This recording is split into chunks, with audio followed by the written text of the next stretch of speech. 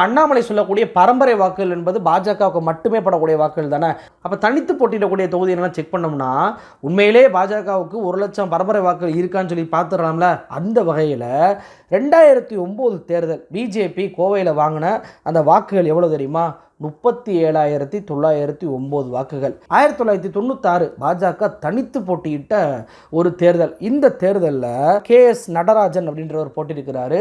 இவர் வாங்கிய வாக்கு என்பது 43,289 வாக்குகள் தான். டெபாசிட் கிடையாது. ஏன்னா டெபாசிட்டுக்கு 16% ஓட்டு வாங்கணும். இன்னும் கூடுதலாக மேலே போய் பார்ப்போம். 1991 47,267 வாக்குகள் வாங்கியிருக்கிறாங்க.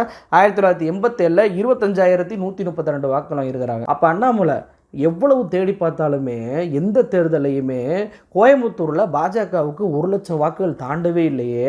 அப்புறம் எப்படி பாஜகவிற்கு பரம்பரையாக ஓட்டுப்படக்கூடிய இந்த 1,00,000 வாக்குகள் போயிருச்சு அப்படின்னு சொல்லி நீங்கள் குற்றச்சாட்டை வைக்கிறீங்க?